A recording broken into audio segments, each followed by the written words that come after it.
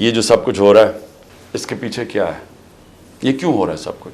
یا تو چلیں یہ سب کچھ ہو رہا ہو اور پاکستان کو اس سے کوئی فائدہ ہو رہا ہو، یا اس سے کوئی ملک چینج آ جائے، یا اس سے ایک دم یہ ہو، یہ جو ہمارے لوگوں کو چینج کر رہے ہیں، وہ پالیٹکس چھوڑ رہے ہیں، پی ٹی آئی کے لوگ جو میں پالیٹکس چھوڑ رہا ہوں، وہ پریشر کے اندر سارے ہاتھ کھڑے کر رہے ہیں، تو کیا اس سے یہ ہوگا کہ پارٹی ختم ہو جائے گی؟ جو بھی یہ سوچ رہا ہے، جس کی بھی یہ سوچ ہے، خدا کے واسطے اپنا ذہن کو، اپنا ہیڈ ایگزامن کرواؤ، سوچو اس کے اوپر کہ آپ کیا کر رہے ہیں۔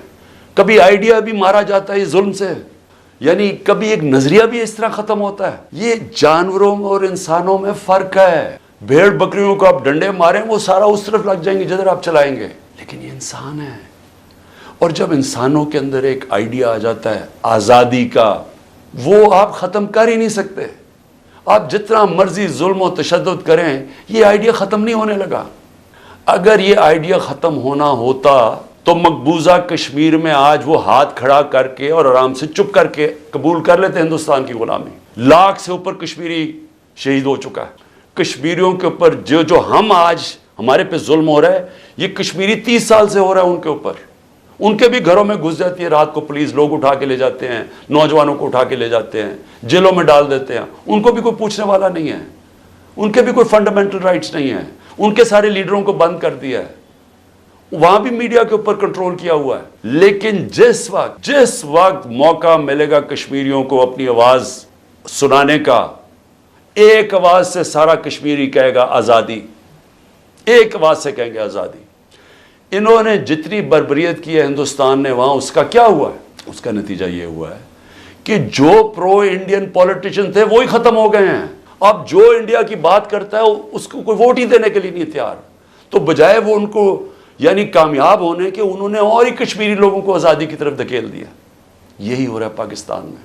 آپ جتنا مرضی کریں گے، کبھی کوئی پارٹی جس کا جب ووٹ بینک بن جاتا ہے، جو آج ماشاءاللہ تحریک انصاف کا بن گیا ہے، ان حربوں سے اس کو آپ ختم نہیں کر سکتے۔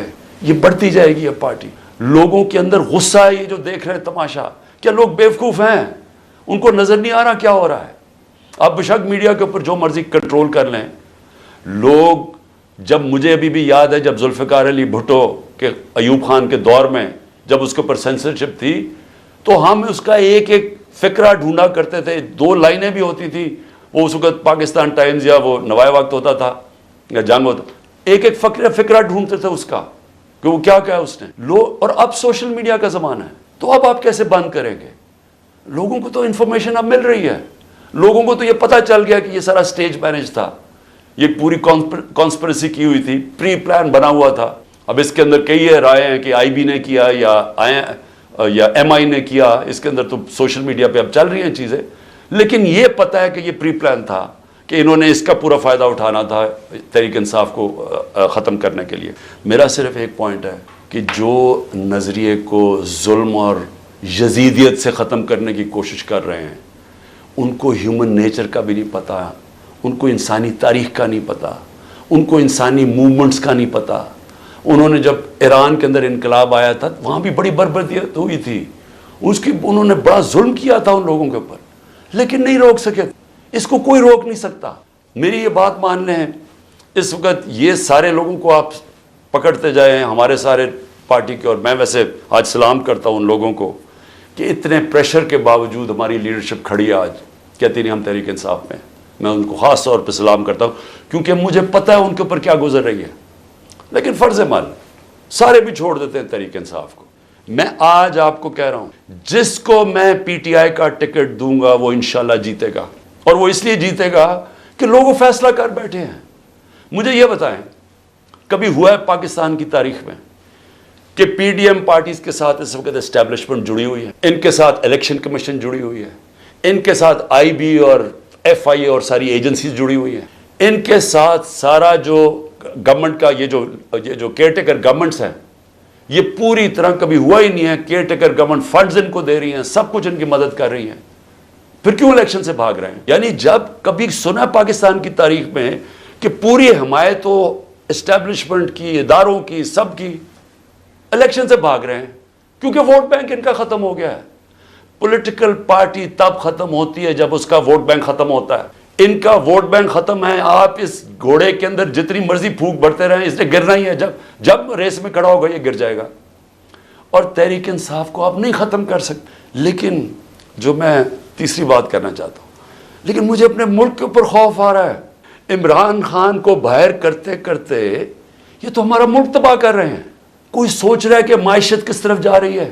کوئی اب تنخواہ دار طبقے سے کسی نے پوچھا اب یہ بل آئیں گے بجلی کے, ان سے ذرا پوچھا کہ وہ کیسے بل دیں گے؟ کبھی کسی نے پوچھا ہے کہ جو 100 روپیہ تھا ہمارے دور میں جب ہم چھوڑ کے گئے ہیں, وہ صرف 50 روپے اس کی قیمت, خریدار قیمت رہ گئی ہے. تو اس مہنگائی کے اندر کسی نے پوچھا ہے کہ اس ملک کا کمزور طبقہ کیسے گزارا کر رہا ہے؟ کمزور طبقہ چھوڑے, میں تنخواہ دار طبقے کی اب بات کر رہا ہوں, جن کو اچھی خاصی تنخواہیں ملتی ہیں, وہ سوچے وہ کیسے گزارا کر رہے ہیں. اور سوچا ہے کہ اس وقت ہمارے جو پروفیشنلز ہیں, جو دنیا میں کہیں بھی نوکری کر سکتے, 9 لاکھ پروفیشنل ملک چھوڑ کے چلے گئے. اس کی کوئی اندازہ ہے کہ یہ کتنا بڑا نقصان ہے؟ اگر پاکستان میں ہم نے شوکت خانم کینسر ہاسپٹل بنایا تھا, اور آپ سارے عرب دنیا میں چلے جائیں, وہاں اگر آپ کو کینسر ہاسپٹل ملے گا تو سارا باہر سے لوگ, ان کے جو سٹاف ہے, جو آنکولوجسٹ ہیں, جو کینسر اسپیشلسٹ, سب باہر سے آئے ہوئے ہیں. پاکستان میں کیوں ہم بنا سکے انٹرنیشنل کیلیبر کا ہاسپٹل؟ کیونکہ کوالیفائڈ پاکستانی باہر سے آئے تھے یہاں کام کرنے کے لیے. اب وہ لوگ باہر جانے کا سوچ رہے ہیں. 10% ہمارے کنسلٹنٹ چھوڑ کے جا رہے ہیں. اور اگر یہ میں اپنی انسٹیٹیوشن کی بات کر رہا ہوں تو مجھے بتائیں باقی جگہ کیا ہو رہا ہوگا. جب اس ملک کے پروفیشنلز, پڑھے لکھے لوگ چھوڑ کے ملک جا رہے ہیں, سوچیں یہ ملک کدھر جا رہا ہے. اور دوسرا, ڈالر جا رہے ہیں ملک سے باہر, سب ڈالر باہر بھیج رہے ہیں. اس وقت کوئی سرمایہ کاری نہیں ہو رہی, لوگ ڈالر خرید رہے ہیں. 300 سے زیادہ تو روپیہ ڈالر ہو گیا پاکستان میں. کیا اس کا اندازہ ہے کہ اب ملک کے اوپر کیا ہونے والا ہے؟ نہ کوئی انویسٹمنٹ آ رہی ہے, کوئی سرمایہ کاری نہیں آ رہی, نہ پاکستان کے اندر کوئی سرمایہ کاری کرنا چاہتا ہے, نہ باہر. وہ ڈالر پکڑ کے بیٹھ گئے. نہ باہر سے کوئی کمرشل بینک پیسے دینے کے لیے تیار ہے, نہ باہر سے کوئی انویسٹر آنے کے لیے تیار ہے. اور سارے جو پاکستان کے ہم ریکارڈ انڈیکیٹرز چھوڑ کے گئے تھے, ریکارڈ پہ ایکسپورٹس تھی, آج ایکسپورٹس گر رہی ہیں. ریکارڈ پہ ریمیٹنسز تھیں, وہ آج ریمیٹنسز گر رہی ہیں. ریکارڈ ٹیکس کلیکشن تھی, آج ٹیکس کلیکشن گر رہی ہے. آئی ٹی 75% ہماری ایکسپورٹس بڑھی تھی, فیوچر ٹیکنالوجی کا, وہ آج نیچے چلی گئی ہیں. آج جو ہمارا جو کسان ہے, ذرا اسے پوچھے تو صحیح کہ اس کا کیسا گزارا ہو رہا ہے. کتنا پیسہ تب بن رہا تھا, آج وہ کتنا پیسہ بنا رہا ہے. کیونکہ مہنگائی اتنی ہو گئی ہے کہ اس کے پاس اب ہاتھ میں اتنا پیسہ ہی نہیں ہے. جتنا کسان کے پاس پیسہ آئے گا وہ زمین پہ لگائے گا. کبھی پوچھا ہے کہ جو پروڈکشن سینٹر ہیں, جس سے دولت بنتی ہے, جس کی وجہ سے آپ نے قرضے واپس کرنے ہیں, جو ہے انڈسٹری بند ہو رہی ہے, آج بے روزگاری پھیل رہی ہے. ریکارڈ انڈسٹریل پروڈکشن تھی ہماری, 10.4% لارج سکیل مینوفیکچرنگ تھی ہمارے آخری مہینے میں, آج وہ گر رہی ہے. آج جو سب سے خوفناک چیز ہے کہ جب آپ کے باہر سے ڈالر کم آ رہے ہیں, جب آپ کے ڈالر کم آنے شروع ہو گئے ریمیٹنسز اور ایکسپورٹس کے, اس کا اب کیا ہوگا؟ قرضے بڑھتے جا رہے ہیں, ڈالرز کم ہوتے جا رہے ہیں. آج جتنا پاکستان اپنا ٹیکس میں پیسہ اکٹھا کرتا ہے, یہ سن لیں پاکستانیوں, جتنا ہم ٹیکس میں پیسہ اکٹھا کرتے ہیں سارا قرضوں کے اوپر سود پہ چلا جاتا ہے. ملک پھر قرضوں پہ چل رہا ہے. اب ریکارڈ قرضہ لے رہے ہیں ہم, سود ادھر پہنچ گیا ہے قرضوں کے اوپر کہ سارا ہی ہمارا ٹیکس کا پیسہ اب سود میں چلا جائے گا. تو میں یہ سوچنے کی کوشش کر رہا ہوں کہ کیا یہ جو لوگ یہ فیصلے کر رہے ہیں کہ عمران خان کو باہر رکھو, کیا ان کو نہیں نظر آ رہا کہ پاکستان ڈوب رہا ہے؟ کیا ان کو نہیں نظر آ رہا کہ ان کے پاس روڈ میپ ہی کوئی نہیں ہے؟ میں آج میں کمیٹی بنانے کے لیے تیار ہوں, ایک مذاکراتی کمیٹی, کسی سے بھی, وہ جو بھی اس وقت طاقتور لوگ ہیں, میں ان سے جا کے وہ بات کریں, وہ 2 چیزیں کر لیں. کیونکہ اور تو ابھی مجھے تو سمجھ نہیں آ رہی. ہم نے بڑی کوشش کی بات کرنے کی, جو یہ پہلے لوگ تھے وہ عجیب باتیں کرتے تھے کہ جی ہم تو اکتوبر میں الیکشن کروائیں گے. کیوں جی اکتوبر میں الیکشن کروائیں گے؟ بولے نا, وہ اس لیے کروائیں گے کہ یہ انہوں نے کرنا تھا ہمارے ساتھ, جب کرش ہو جائے گی تحریک انصاف تو تب الیکشن کروائیں گے, اور ان کے پاس کوئی جواب ہی نہیں تھا. میں یہ کمیٹی بناتا ہوں, میں 2 چیزیں کہتا ہوں, 2 چیزیں کر دیں. اگر اس کمیٹی کو یہ بیٹھ کے کہہ دیں کہ جی عمران خان کے بغیر پاکستان بہتر ہو جائے گا اور آپ کے پاس کوئی سلوشن ہے, میں پھر سے کہتا ہوں کہ اس ملک کی خاطر میں چھوڑ دیتا ہوں. میں پیچھے ہٹ جاتا ہوں. اگر آپ یہ کمیٹی کو سمجھا دیں کہ میرے بغیر ملک بہتر چلے گا, چلے میں ملک کی خاطر یہ بھی چھوڑنے کے لیے تیار ہوں. یا دوسری چیز, یا اس کمیٹی کو یہ کہہ دیں کہ اکتوبر میں الیکشن کروانے سے پاکستان کو کیا فائدہ ہے. یہ تو ہمیں سمجھ آ رہی ہے کہ اکتوبر تک تحریک انصاف کو ان کا خیال ہے کرش کر دیں گے, لیکن پاکستان کو کیا فائدہ ہے؟ ہم کیوں اکتوبر تک انتظار کر رہے ہیں جب ملک نیچے جا رہا ہے؟ یا یہ دو چیزیں کنونس کر دیں. میں اس لیے کمیٹی بناؤں گا, میں انشاءاللہ کل اناؤنس کر دوں گا. لیکن میں آج آخر میں دو چیزوں پہ ختم کرتا ہوں. ایک تو آخر میں تو میں القادر کے اوپر بات کرنا چاہتا ہوں, جو 4 گھنٹے میں 4.5 گھنٹے مجھے نیب میں بٹھایا کل انہوں نے, اس کے اوپر بات کرنا چاہتا ہوں.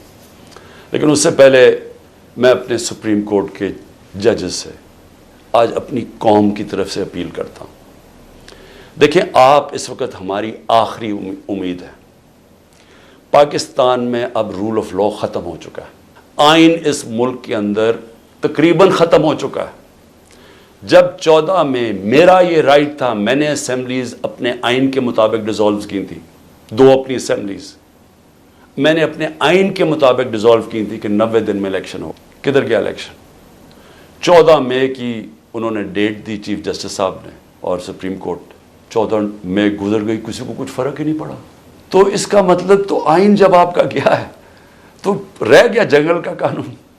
اب تو اس میں مطلب کہ جو طاقتور وہ فیصلہ کرے گا کون سا آئین کی شکل پہ چلنا ہے, اس نے نظریہ ضرورت تو شروع ہو گیا پاکستان میں. میں اپنے سپریم کورٹ کے ججز کو, مجھے پتہ ہے آپ کے اندر اختلافات ہیں, دیکھیں ملک کے لیے بہت ضروری ہے. آپ نے اگر اس ملک کی جمہوریت کو نہ بچایا اور آخری امید اب آپ رہ گئے, یہ تاریخ آپ کو معاف نہیں کرے گی. کیونکہ جا رہا ہے جس طرح پاکستان جا رہا ہے, یہ ساری ہماری ڈیموکریسی کو ڈسمینٹل کیا جا رہا ہے. سارے جو جمہوریت کے ادارے ہیں وہ ایک ایک کر کے تباہ کیے جا رہے ہیں. یا جمہوریت نہیں ہے اب. ہم تو, میں بیٹھا ہوتا ہوں ہر روز کہ کس دن آ کے مجھے پکڑ لیں گے, ایک دم انٹرنیٹ بند کر دی پکڑ کے. یعنی کون سی جمہوریت میں ہوتا ہے؟ سارے لوگوں کو جیلوں میں ڈال دیا. مجھے یہ نہیں پتا میں اب کسے کانٹیکٹ کسے کروں. میرے سے کانٹیکٹ ہی کوئی نہیں ہو رہا, نہ مجھے لیڈرشپ ملتی ہے نہ کوئی ملتا ہے. جو میں زوم پہ میٹنگ کرتا تھا انہوں نے وہ انٹرنیٹ بند کر زوم ہی ختم کر دیا. تو میں تو تیار بیٹھا ہوں کہ جو بھی کرنے کے لیے آئیں گے, جب بھی پکڑیں گے, میں تو خیر تیار بیٹھا ہوں, ہر روز تیار ہوتا ہوں. لیکن میں آپ سے, سپریم کورٹ کے ججز صاحبان, دیکھیں قوم آپ کی طرف دیکھ رہی ہے, اور یہ آپ کی یونٹی اس قوم کے لیے بہت ضروری ہے. آپ کے اوپر اب ہے کہ اس ملک کی جمہوریت کے لیے سٹینڈ لیں. آپ کے لیے ضروری ہے کہ اس ملک کو آپ بچائیں کہ یہ ٹوٹل جنگل کا قانون, بنانا ریپبلک بن رہا ہے ہمارا ملک. یہاں کسی شہری کو اس وقت جو آج آواز اٹھاتا ہے, کوئی تنقید کرتا ہے, اس کو یا اٹھا کے لے جاتے ہیں یا اس کو مارے پڑتی ہیں یا ان کی بزنسز بند کر دیتے ہیں. یعنی یہ تو ایسے لگ رہا ہے کہ ہم وہ ہٹلر کے گسٹاپو کے دنوں میں بیٹھے ہوئے ہیں. یعنی ہمارے لیے تو وہ دن آ گئے ہیں. تو معزز سپریم کورٹ کے ججز صاحبان, یہ آپ کے اوپر بہت بڑی ذمہ داری ہے, اور اللہ ان لوگوں کو, جن لوگوں کو ذمہ داری دیتا ہے, ان کے اوپر امتحان بھی بڑا ڈالتا ہے. یہ آپ کے اوپر ہے ہماری جو رئیس جمہوریت ہے اس کو بچانا, کیونکہ ہمیں اور اب کوئی امید نہیں نظر آ رہی. آخر میں القادر کے اوپر دیکھیے جی, اب آپ نے ایسے سمجھنا ہے کہ یہ ساری جو ایک کیبنٹ کے اندر فیصلہ ہوا تھا 3 دسمبر 2019 میں, اب آپ نے ایسے دیکھنا کہ آپ میرے کیبنٹ ممبرز ہیں اور آپ نے کیا فیصلہ کرنا ہے. یا میں نے اب سارا میرا جو کیس بنا ہوا ہے وہ یہ کہہ رہے ہیں کہ یہ عمران خان آپ نے فیصلہ غلط کیا. آپ نے یہ فیصلہ اس لیے کیا کہ وہ القادر ٹرسٹ جو 1 سال پہلے بننا شروع ہو گیا تھا, آپ نے فیصلہ کیا اور اس کی گراؤنڈ بریکنگ ہو گئی تھی اس سے 7 مہینے پہلے. لیکن یہ کہہ رہے ہیں کہ وہ القادر ٹرسٹ میں کیونکہ آپ کو فائنینشلی فائدہ ہوا, جو کہ نہیں ہوا, اس لیے آپ نے یہ غلط فیصلہ کیا. اب یہ فیصلہ کیا تھا ذرا آپ نے سمجھنا ہے کہ آپ میرے کیبنٹ ممبر ہیں. کیبنٹ کے سامنے یہ چیز رکھی گئی کہ جی ہمارے ایک ملک ریاض کے اور این سی اے ہوتا ہے نیشنل کرائمز, ان کی نیشنل کرائم ہوتی ہے ایجنسی, وہ این سی اے نے ملک ریاض کے پیسے فریز کر دیے 190 ملین پاؤنڈ انگلینڈ کے اندر. اور ورڈ یہ سنیں, انہوں نے کہا یہ سسپیشس ٹرانزیکشن ہے, انہوں نے منی لانڈرنگ نہیں کہا. انہوں نے کہا کہ ہمیں شک ہے کہ یہ پیسہ یہ وائٹ پیسہ نہیں ہے، یہ بلیک کا پیسہ ہے. انہوں نے پیسے فریز کر دیے. ملک ریاض اور این سی اے کے بیچ میں ایک اگریمنٹ ہو جاتی ہے، ان کے وکیل اگریمنٹ کر لیتے ہیں.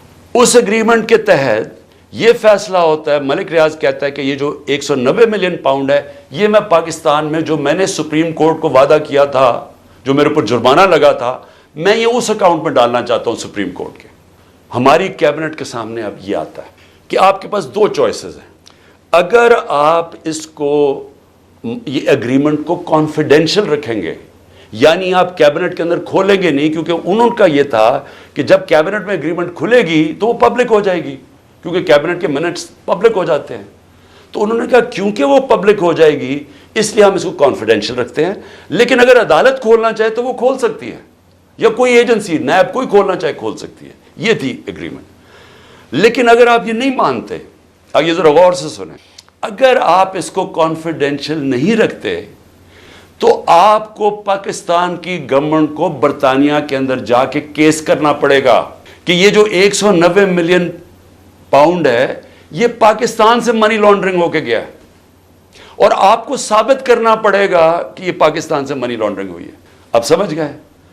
اب اگر آپ یہ کیس ہار گئے تو یہ پیسہ انگلینڈ میں رہ جائے گا، یہ آپ کا 190 ملین پاؤنڈ چلا جائے گا، یہ انگلینڈ میں رہ جائے گا.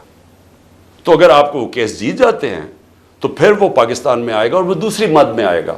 وہ آئے گا اس مد کے اندر کہ یہ جو سپریم کورٹ کی جو اکاؤنٹ ہے اس میں نہیں جائے گا، گورنمنٹ آف پاکستان کو آ جائے گا منی لانڈرنگ کا. اب کیبنٹ کے اندر ڈسکشن کیا ہوتی ہے؟ ہمیں بتایا جاتا ہے کہ $100 ملین پاکستان لٹیگیشن میں، یعنی ہم وکیلوں کو دے بیٹھے ہیں اور پیسہ ڈوب چکا ہے $100 ملین، اور کچھ نہیں ہمیں ملا واپس.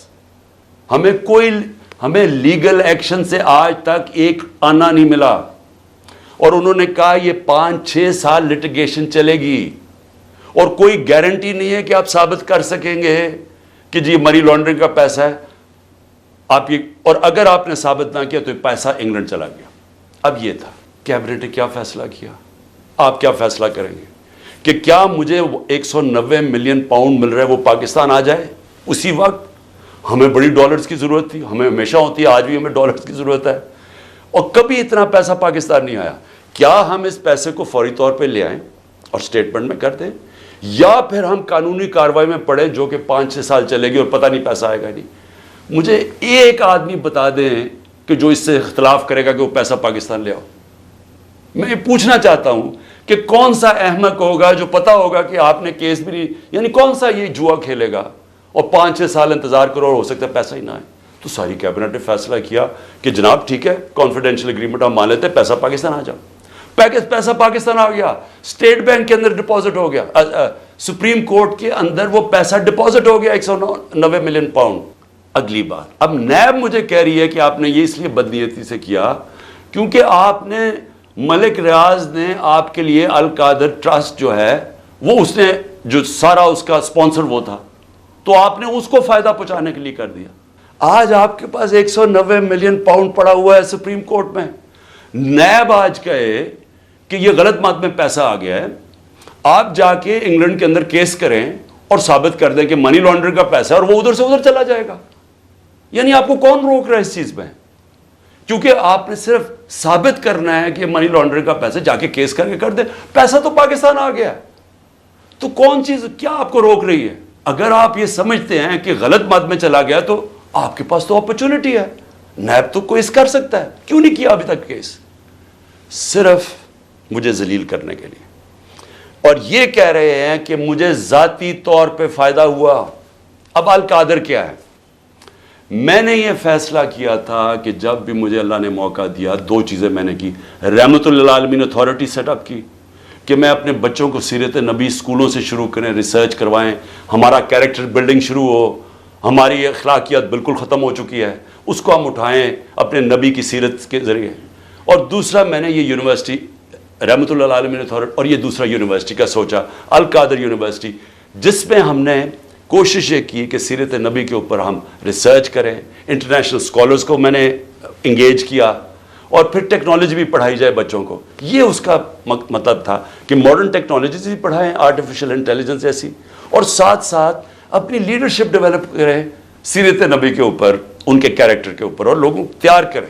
میری جو بیوی بشرا بیگم, ان کے اوپر وارنٹ نکال دیے گئے. کس چیز کے؟ کہ وہ ایک ٹرسٹی ہیں. ان کو میں نے ٹرسٹی رکھا. کیوں ٹرسٹی رکھا؟ کیونکہ سیرت نبی میں ان کو انٹرسٹ ہے. انہوں نے بڑی پڑھا ہوا ہے اس چیز کے اوپر.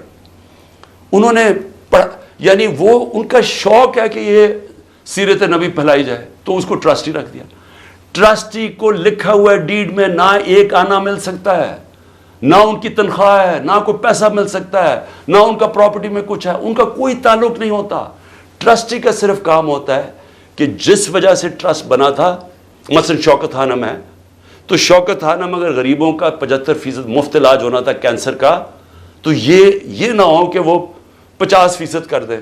یعنی اس لیے ہوتا ہے ٹرسٹ. جو پالیسیز ہوتی ہیں وہ, باقی پروفیشنل چلایا جاتا ہے, چاہے وہ القادر ہو, چاہے نمل یونیورسٹی, چاہے شوکت خانم ہو. نہ مجھے 1 روپے کا فائدہ آج تک شوکت خانم سے ہوا ہے, نہ نمل یونیورسٹی سے ہوا, اور نہ القادر سے ہوا. کیونکہ القادر ایک پروفیشنل اب وہ چل رہا ہے, وہاں سارے بچوں کو مفت تعلیم مل رہی ہے, جو بھی القادر میں پڑھ رہے ہیں سب کو مفت مل رہی ہے.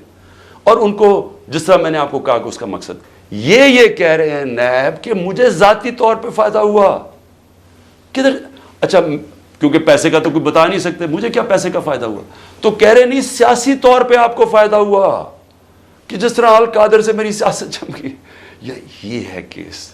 میں صرف آپ کو یہ بتانا چاہتا تھا کہ اتنا پروپیگنڈا ہو رہا ہے, لوگوں کو بتا.